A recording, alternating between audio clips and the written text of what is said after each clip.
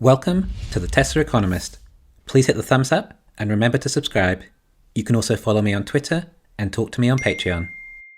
With all the controversy right now surrounding the rich, or in particular certain billionaires, not paying tax, Elon has taken action. Billionaires are supposedly not paying their fair share of tax. For example, Elon has now made hundreds of billions of dollars, and although we don't get to see his official tax return, we know it is negligible relative to his wealth. But this is because there wasn't any tax to pay.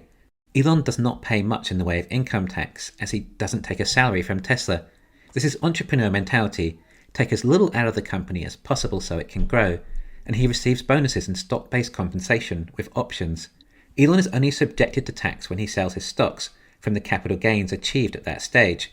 It is being proposed that billionaires should be paying tax on unrealized capital gains, as in the assets have appreciated even though they've not yet been sold. Of course, you have to ask, what if the stock crashes?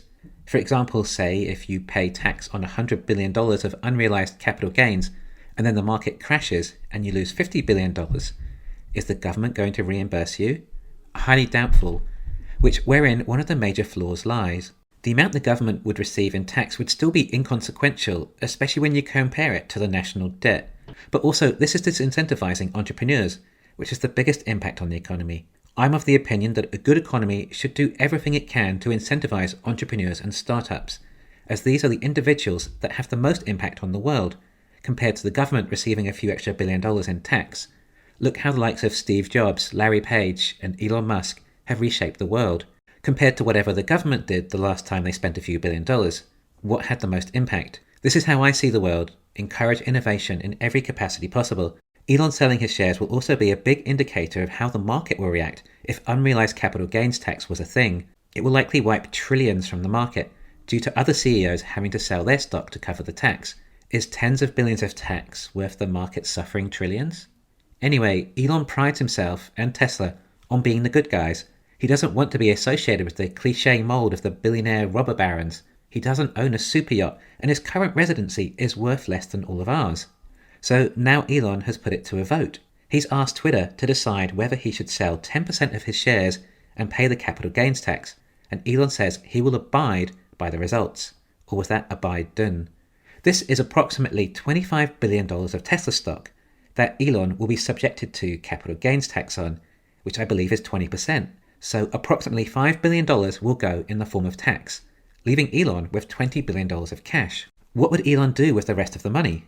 Elon has been tweeting about he would be happy to spend $6 billion to solve world hunger. Of course, it's much more complex than simply throwing money at the problem, just like it's much more complex starting a successful EV company than just throwing money at it. However, Elon has his stock-based compensation that he needs to pay for too.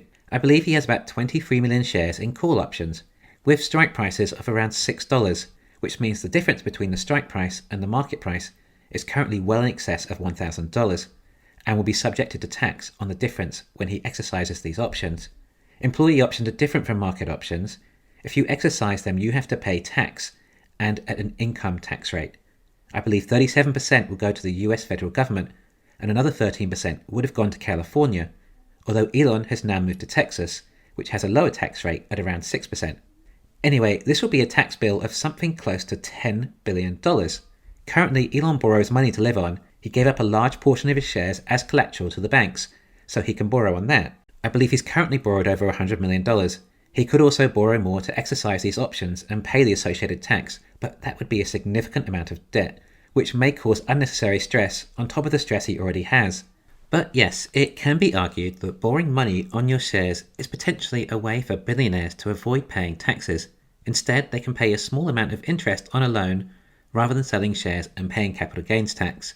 The shares which they didn't have to sell then in turn increase a further 10 to 20% a year in capital gains, more than covering any potential interest. If entrepreneurs believe in their company, they also want to do everything they can to own as much of it as possible and don't like to part with shares. Therefore, this is what I think will happen. Elon sells his shares, he has a $5 billion tax bill on the sale for realized capital gains, then he uses that cash to exercise his options and pay the other $10 billion or so in tax for that. This would then mean he sells about 23 million shares, 10% of his current holding, and then exercises his options to receive 23 million more shares. So in this scenario, Elon would have about the same amount of shares, he pays $15 billion in tax, and is left with $10 billion in cash. I think this $10 billion may be earmarked for something associated with world hunger, which would then make Elon a hero. Otherwise, I'm not sure what else he would do with this money, and it sounds like it might be a wise move in donating these funds, and will do wonders for his reputation as the richest man in history. It may even start other billionaires following suit. But what will this do to the stock price? Well, Elon selling 10% of his Tesla shares will no doubt send the stock price down. Not just the psychology, but also the actual selling of the shares. That's a lot of money that needs to be found for 17 million shares, although it is in reality only 2% of the company, but it will impact the stock price. And then add on to that all the shorts doing what they can, and the usual market manipulation. And it won't stop there, then all the FUD will come.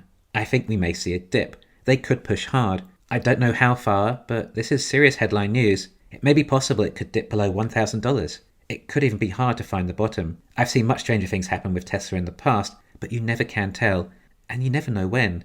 And there are always other external factors that can happen too. Maybe the Hertz deal is finalized with an order of 200,000 Teslas, and an Avis order comes through too, or Giga Texas opens. You just don't know. In other words, there may be just a very short window coming up to load up on your Tesla investments. I don't know how many more chances we will have like this, especially after Q4 earnings. Therefore, I think personally, I'm going to really make the most of this potential opportunity. I do keep saying this, but I think this time it might be my last and final Tesla investment. So I'm going to try and make it a good one. There are plenty of events around the corner to take the stock price to new levels. Therefore, I feel that the potential reward outweighs the risk, making it an asymmetric investment. If you're upset as a Tesla shareholder, then this is part of investing in Tesla. It's a roller coaster, and I suggest you get used to it. If it makes you too emotional, then you might make the wrong decision. I understand if you recently purchased at these recently high prices, you will take a hit. But if you haven't finished building your position, then Tesla stock is about to go on sale. And as I keep saying, don't worry about the fickle day-to-day stock price. You need to think 5 to 10 years out.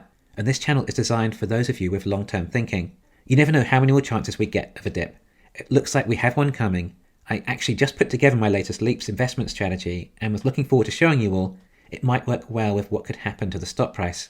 But I'm probably going to sell some shares and buy between 3 to 5 more contracts if it dips. And I'll be buying in stages as it dips, with a dollar cost average strategy. If the stock price gets around $1,000, then I'll probably buy a strike price of around $1,200 with an expiration 2 years out, which is as long as my trading account allows.